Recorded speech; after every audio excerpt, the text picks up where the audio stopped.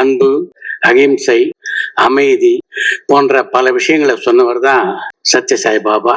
இவருடைய படம் மிகவும் ஜனரஞ்சகமா இருக்கும் அப்படின்னு இங்க பாரதி பாஸ்கர் அவர்களும் சொன்னாங்க. அதை விஜய் அவர்களும் வவுச் பண்ணாரு. அது ஆச்சரியப்படுறதுக்கு ஒண்ணுமே இல்லை. ஏன்னா பாபாவே ஜனரஞ்சகமானவர் தான்.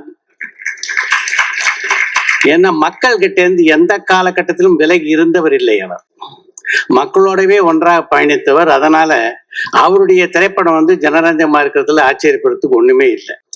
எனக்கு இந்த படத்தை பொறுத்த வரைக்கும் திரு ரத்னாகர் அவர்களும் நம்முடைய கிரீஷ் கிருஷ்ணமூர்த்தி அவர்களும் சுரேஷ் கிருஷ்ணாவை எப்படி செலக்ட் பண்ணாங்க அப்படின்னு நான் யோசிச்சு பார்த்தேன். பாட்ஷா பண்ணவர், அண்ணாமலை பண்ணவரை இந்த அனந்தா படத்தை டைரக்ட் பண்றதுக்கு எப்படி செலக்ட் பண்ணாங்கன்னு அப்புறம் தான் எனக்கு தோணுச்சு, யாரை பற்றிய படம் இது? மிகப்பெரிய ஒரு குருவை பற்றிய படம். யார் குருவின் மீது மிகுந்த மரியாதை வைத்திருக்கிறார்களோ அவர் இந்த படத்தை டைரக்ட் பண்றதுதானே சரியா இருக்கும். ஏன்னா தன்னுடைய குருவான பாலச்சந்தர் மீது அளப்பரிய மரியாதை கொண்டவர் தான் சுரேஷ் கிருஷ்ணா. அப்படி குருவை மதிக்கின்றவரா இருக்கிறதுனால தான் அவரை இந்த படத்தை டைரக்ட் பண்ண செலக்ட் பண்ணாங்க அப்படின்னு எனக்கு தோணுச்சு. அப்புறம் இன்னொரு விஷயம் நாம் பார்க்கலாம். அவரை பொறுத்த வரைக்கும், சுரேஷ் கிருஷ்ணா பொறுத்த வரைக்கும் எப்பவுமே லக்கி.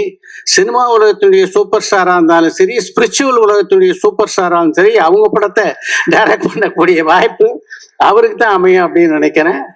என்னுடைய அருமைக்குரிய நண்பர் தேனிசை தென்றல் தேவா, அவரை மாதிரி ஒரு மனுஷனை இந்த உலகத்துல பார்க்கவே முடியாது. இது மாதிரி மியூசிக் டைரக்டர் நிறைய பேர் பார்க்கலாம். தேவா மாதிரி மியூசிக் டைரக்டர் நிறைய பேர் நீங்க பார்க்கலாம். தேவா மாதிரி மனிதனை பார்க்கவே முடியாது. அப்படிப்பட்ட ஒரு மனிதர். அவரோட நெருங்கி பழகினவங்களுக்கு இன்னும் நல்லா தெரியும் அவரை பத்தி.